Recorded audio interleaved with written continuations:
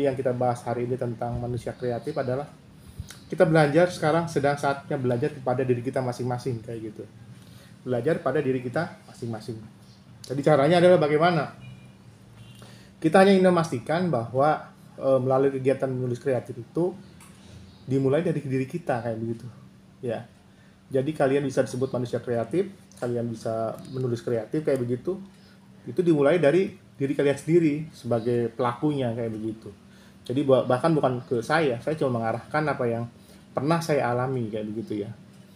Makanya pelajaran pertama yang perlu kalian ikuti perlu jalankan adalah bagaimana menulis kreatif di blognya masing-masing. Nah, cara paling gampang itu sekarang bukan menuliskan tentang orang lain, tapi tentang diri sendiri. Karena masing-masing dari kalian pasti punya cerita masing-masing kayak begitu. Kalau misalnya usia Dewi sekarang paling tua katanya yang menurut dia 23 tahun kayak begitu, berarti dia punya cerita 23 tahun tuh. Dan itu tidak mungkin diceritakan secara panjang kayak gitu ya, karena butuh halaman yang sangat panjang kayak begitu. Tapi bisa kita pilih lagi nanti tuh ada fase misalnya masa TK misalnya ya, TK terus lari ke SD kayak begitu 6 tahun, SMP 3 tahun, SMA 3 tahun, terus masa sempat kerja ya, dunia kerja 3 tahun kayak gitu. Terus akhirnya masa kuliah sekarang 2 tahun ya kayak begitu. Jadi hitung-hitung tuh banyak ceritanya.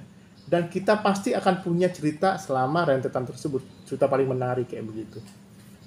Nah, itu yang intinya adalah saya memang tidak meminta kalian menuliskan secara utuh, secara keseluruhan, tapi paling nggak memilih momen-momen terpenting buat hidup kalian yang bisa jadi cerita kayak begitu. Itu intinya. Dan sayangnya saya baru dapat ceritanya Dewi hari ini, sama Dewi ceritanya siapa namanya, Nurul ya, lumayan lah. Nurul masih cerita dikit tentang diri dia. Lalu Cucu lumayan walaupun dapat 3 paragraf kayak gitu. Yang lainnya masih memindahkan KTP kayak gitu. Tinggal foto tuh KTP, dipoto tuh ya, kirim ke grup, ke blog, sudah sama tuh kayak kalian. Nah, yang saya harapkan adalah kalian bikin cerita kayak gitu. Kalau misalnya kalian tidak bikin cerita, maka kalian tidak bisa memulai langkah kalian sebagai manusia kreatif kayak begitu. Itu intinya. Nah, kalau misalnya kita bedah satu-satu nih ya, tulisan dari apa yang tugas kalian ini, perhatikan ke layar kayak gitu ya. Makanya saya harapkan kalian menggunakan handphone, bukan handphone ya, tapi ke laptop ya. Ini dia. Bahan diskusi kita adalah cerita kreatif berupa autobiografi singkat yang ditampilkan dalam blog kayak gitu. Ini sudah dilaksanakan tapi tidak semuanya dengan baik kayak begitu ya. Tujuannya apa? Sekali lagi adalah untuk meneliti ya, memeriksa bakat dan minat pribadi kalian masing-masing kayak gitu. Kalian mungkin merasa tidak berbakat menulis gitu kan ya. Tapi ini bisa dilatih. Asal kalian punya minat kayak begitu. Kalian punya bakat, tapi tidak punya minat, sama juga kayak gitu. Nah, kemampuan menulis ini butuh dua-duanya tuh. Butuh bakat, butuh minat kayak begitu. Nah, bakat yang kecil bisa ditempa menjadi bakat yang besar. Dengan cara dilatih, minatnya ditambah kayak begitu. Nah, itu adalah cara gampang buat kita membangun soal potensi diri untuk menjadi penulis kreatif kayak begitu. Ingat, kalian adalah mahasiswa ilmu komunikasi ya, bahwa kemampuan menulis itu wajib, minimal tuh bisa menulis buat skripsi nanti kayak gitu. Tapi nanti di bidang-bidang pekerjaan kita, entah itu kehumasan kah, marketing komunikasi kah, jurnalistik kah, atau broadcasting, semuanya sangat berkaitan dengan dunia penulisan kayak begitu. Jadi kalau misalnya kalian tuh merasa tidak punya bakat, tidak punya minat, ya sudah selesai kayak begitu. Jadi kalian tidak bisa melanjutkan sebagai SIKOM kayak begitu. Nah, itu yang saya khawatirkan, kalian akan tidak dapat kerja, tidak bisa kerja gitu. Bisa kerja masuk, tapi akhirnya tidak bisa lanjut. Karena apa? Tidak bisa kerja kayak gitu. Nah, kita gali cerita yang pertama, kita bedah dari tulisannya Dewi kayak gitu. Kita pilih punya Dewi kayak gitu karena sama kayak punya Mira di kelas Sodong sana kayak gitu ya. Ceritanya paling nggak ada ceritanya tuh tentang dirinya, bagaimana bahwa dia mencoba memberikan inspirasi soal waktu yang ternyata begitu berharga ya. Harus kerja, berhenti kuliah lagi setelah usianya bertambah kayak begitu. Di kelas kampus lain, Dewi ya, di kampus lain, di kampus saya ngajar di Jakarta sekarang kayak gitu, itu ada mahasiswa ya S1 sama kayak kamu sama semester 5 juga, usianya sama dengan saya kayak gitu. Bayangkan, usianya sama kayak saya dan dia sudah manajer kayak gitu, tapi dia tetap kuliah kayak begitu. Jadi kalau kamu yang menurut kamu tidak ada kata terlambat, memang betul kayak gitu.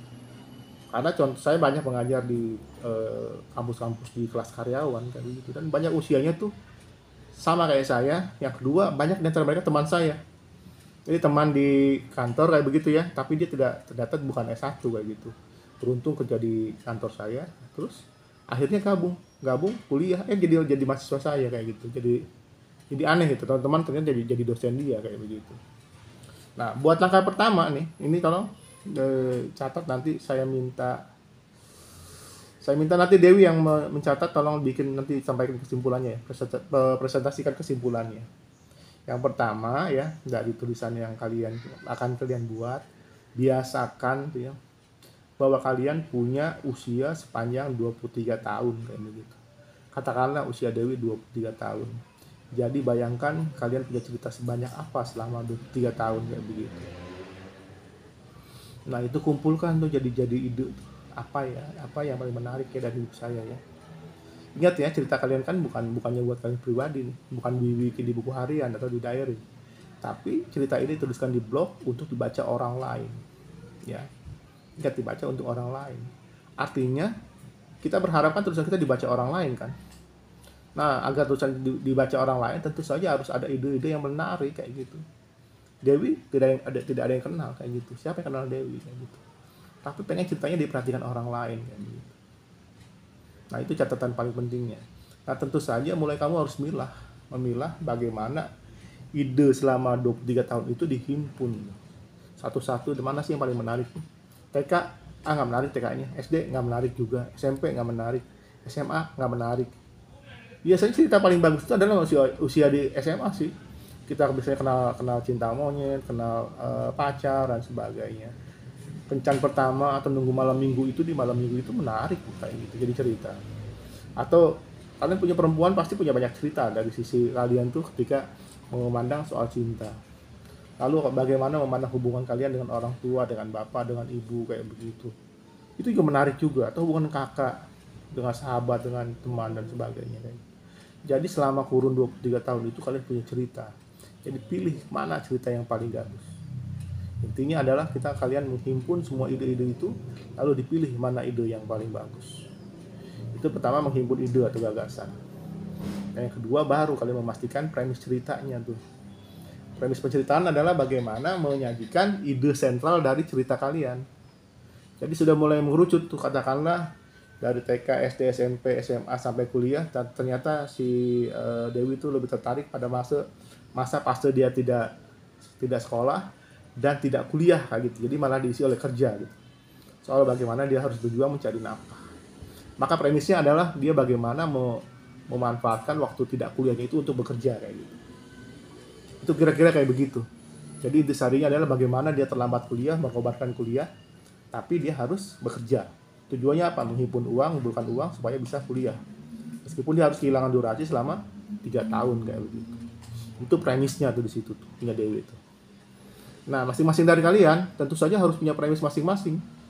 Susun premisnya apa tuh? Cari itu. Apa cucu, di mana ceritanya yang paling menarik dari kehidupan cucu selama 23 tahun. Lalu Nurul, bagaimana ceritanya selama 23 tahun dan seterusnya kayak gitu. Masing-masing dari kalian pasti punya cerita itu. Entah masing-masing kalian bisa memilih mana yang paling menonjol, yang perlu ditonjolkan kayak begitu. Itu namanya memastikan premis penceritaan gitu ya. Poin kedua tuh ya. Pertama tadi gagasan, sekarang dikerucutkan menjadi premis penceritaan kayak gitu. Nah, berikutnya adalah yang kalah penting nih. Untuk tulisan konsumsi blog atau konsumsi di orang lain baca kayak gitu ya, orang lain yang melihat kayak gitu, maka mulai sudah menentukan judulnya apa yang paling menarik kayak begitu. Kalau misalnya cerita tentang, kalau kalian kemarin baca punya tulisannya Mira kayak gitu ya, Mira Marlina tuh di kelas Sodong itu, dia cerita tentang banyak hubungan dia dengan ibunya kayak begitu. Maka dia bisa pilih, saya bilang alternatifnya tuh bisa menarik tuh adalah cerita tentang misalnya My Mother is My Hero kayak gitu. My Mother is My Hero ya. Karena dia menceritakan bagaimana ibunya sebagai single parent ya, berjuang buat anaknya kalau nggak salah 6 kayak gitu. Nah itu yang mencoba dimaksimalkan oleh Mira. Nah tinggal kalian tuh bagaimana tuh pilih judul buat Dewi. Katakanlah Dewi 3 tahun menunggu buat harapan misalnya gitu kan. 3 tahun menunggu harapan atau menunggu gerbang kuliah kayak gitu misalnya kayak begitu. Karena buat Dewi cerita tentang 3 tahun penantian ini adalah cerita yang paling dramatis tuh. Atau 3 tahun di depan gerbang Unma kan gitu kan ya. Begitu dramatisnya pengen kuliah di Unma kan gitu. Gitu. Jadi bagaimana bayangan orang mau kuliah tuh memang harus mimpi dulu gitu. Ternyata tidak semua orang bisa beruntung langsung lulus SMA langsung kuliah. Ternyata ada yang nunggu cuma pengen karena tidak punya uang kayak gitu. Dan seterusnya. Itu cerita dramatis, tapi menurut orang itu menarik karena mungkin di belakang Dewi mungkin ada ratusan, ada jutaan orang yang sama menunggu kesempatan kuliah di Unma tapi tidak punya uang kayak gitu. Ya. Jadi ini yang sudah harus mengerucut ini menjadi judul, pilih judul yang paling baik. Kayak misalnya bisa kayak kemarin tuh Tami misalnya. Tami bikin buat blognya judulnya adalah misalnya yang paling gampang kemarin kan Tami jadi Abah Samidi itu di sinetron di film pendek kayak begitu. Maka bisa bilang saya bukan Abah Samidi judulnya kayak gitu. Atau saya Abah Samidi judulnya saya Abah Samidi, saya adalah Abah Samidi kayak gitu. Nah, di baru nanti tuh ya, judul itu orang penasaran kok ini si Tami gimana sih cerita tentang Tami tapi kita malah mau bawa nama Abah Samidi gitu. Apa sih Abah Samidi, siapa sih Abah Samidi kayak begitu. Nah baru tuh kita nyusul tuh ke poin keempat tuh, memilih narasi dahsyat untuk alinea pertama.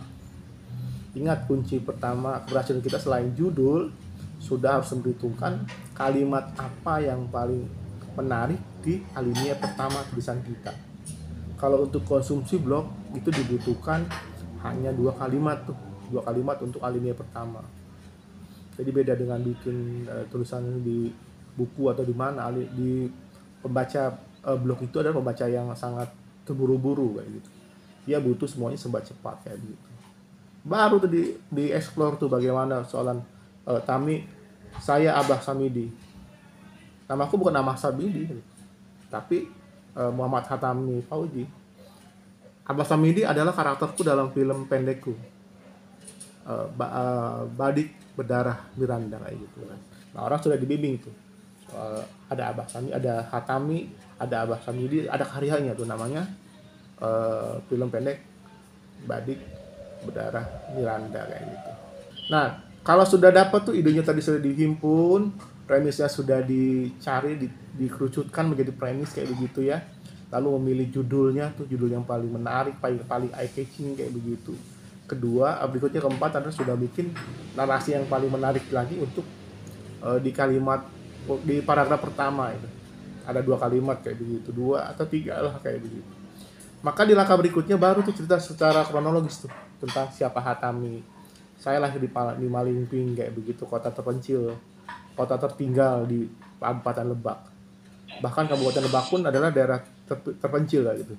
Di tempat saya lebih terpencil lagi, itu udah menarik kayak begitu kan. Memang dramatis sih, emang kenyataan terpencil ya Malingping itu ya. Cerita kayak begitu sampai akhirnya cerita SD-nya bagaimana dan seterusnya. Nah, terus merucut sampai akhirnya kamu sampai jadi peran Abah Samidi itu kayak gitu. Jadi dibikin secara kronologi. Gitu. Jadi panjangnya ya kamu kan yang cerita gitu kan ya. Jadi kamu yang punya cerita, kamu yang punya keinginan untuk bercerita, tentu bisa tidak ada batasannya kayak. Tidak ada batasan harus 1 halaman, 2 halaman. Enggak lah, kalau kamu senang cerita aja, explore sebanyak-banyaknya. Maka dari 5 poin ini ya.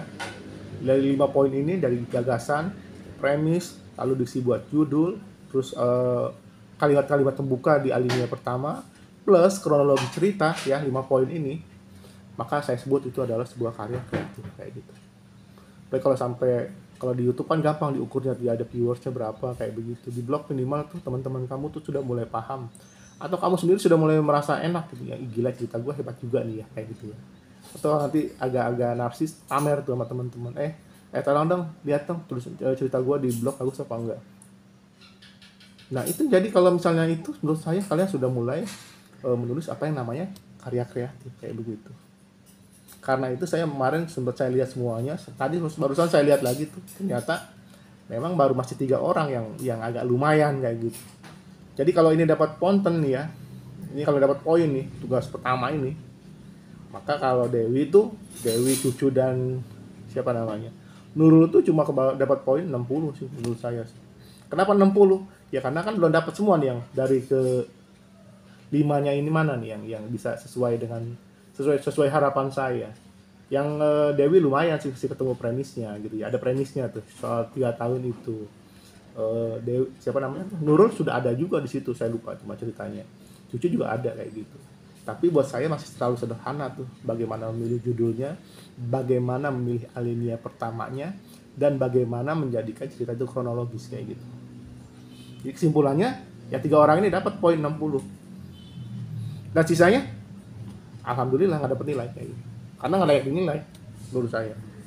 Nggak bisa disebut karya kreatif, itu cuma mindahin. Nama saya Hatami, umur 26 tahun, kerja di sini. Buat apa menariknya gitu? Yang kita butuhkan cerita sekali lagi. Agar supaya bisa cerita itu disebut karya kreatif kayak gitu. Gitu. Makanya kemarin ada yang tanya lagi tuh. Terus Pak, gimana Pak kalau misalnya salah atau tidak sesuai? Apakah harus bikin lagi? Nah ini pelajaran nih buat kalian nanti. Suatu saat kalau misalnya nanti gabung di industri ya, kerja di industri, di RCTI ke, di SCTV ke, di MNC ke, di mana, ketika atasan kalian menilai karya kalian salah, pekerjaan kalian salah, jangan tanya pertanyaan dengan pertanyaan seperti itu. Pak, harus saya bikin lagi nih Pak? Aduh jangan ya kayak begitu ya. Tapi langsung bilang sanggupannya harus segera memperbaiki kayak begitu. Nah, itu adalah soft skill yang baik kayak begitu sebagai karyawan, sebagai tim kreatif kayak begitu. Jadi jangan pernah ada pertanyaan lagi. Ini perlu diperbaiki lagi Pak. Ini perlu dibikin lagi Pak. Terus ngomongnya sambil ngotot lagi, matanya melotot lagi, hancur lagi udah kalian. Nggak lama lagi sih. Kalau di kantor kantor begitu pasti biasanya nggak lama sih. Paling tinggal nunggu percobanya berapa bulan ya, 3 bulan ya, atau nanti diperpendek di 1 bulan aja lah. Selesai setelah itu. Kenapa? Soft skill kali lagi kayak gitu. Jadi selain bagaimana berkomunikasi dengan baik tuh ya, dengan atasan, dengan teman kayak begitu. Yang kedua tuh kesanggupan kita untuk selalu bekerja secara all out. Jadi tidak ada kata salah. Begitu salah langsung betulin kayak begitu. Karena industri kita, industri media butuh kecepatan, butuh kesanggupan untuk bekerja secara di bawah tekanan dan sebaik mungkin kayak begitu. Karena itu kenapa ada kuliah kita nih ya. Kuliah kita ini diarahkan bagaimana kalian bisa menanggung pressure seperti ini. Ini baru saya yang kasih pressure kayak begitu. Kalau nanti secara langsung atasan bagaimana? Kalian mau nangis? Coba tanya Dewi tuh, Dewi, Cucu tuh. Rasanya bagaimana sih mengharapkan gaji bulanan kayak gitu? Bagaimana rasanya berhadapan dengan atasan, disuruh-suruh, diperintah dan sebagainya? Untuk upah yang cuman UMR kali ya? Ya kayak begitu rasanya. Nah itu nanti di industri lebih keras lagi. Semakin gaji kita semakin besar, maka pressure-nya akan semakin besar juga kayak begitu. Jadi itu yang harus dipelajari kayak gitu. Makanya selalu ketika berkaitan dengan penulisan, bukan cuma kita masalah kreatif, bukan cuma masalah hard skill ya, kompetensi menulis, tapi ini juga berkaitan dengan soft skill. Bagaimana kita bisa bekerja sama dengan baik, bisa selalu menyiapkan ide-ide segar untuk kantor kita kayak begitu, dan bisa selalu untuk menampilkan karya kreatif pada akhirnya kayak gitu. Jangan dipikir kerja untuk nyiapin lapor Pak, nyiapkan acara TV itu gampang. Enggak, mereka tuh rata-rata kerja tuh tidur tuh bisa cuma nggak sampai 8 jam satu hari tuh. Bahkan kerjanya tuh bisa jadi subuh sudah dijemput, nanti jam 12 baru pulang ke rumah kayak gitu. Jadi yang namanya rumah atau tempat kos itu betul-betul persinggahan kayak begitu. Seperti itu tekanannya. Memang kelihatannya sih nyantai, kita pakai seragamnya bagus tuh, kayak seragam teman-teman kayak Adisti dan kawan-kawan tuh dengan biru-biru kayak begitu. Tapi nanti begitu nanti kerja ya seperti itu kayak gitu. Sampai sini ada yang mau tanya? Silakan. Ada yang mau tanya? Mana? Cucu, mau tanya nggak?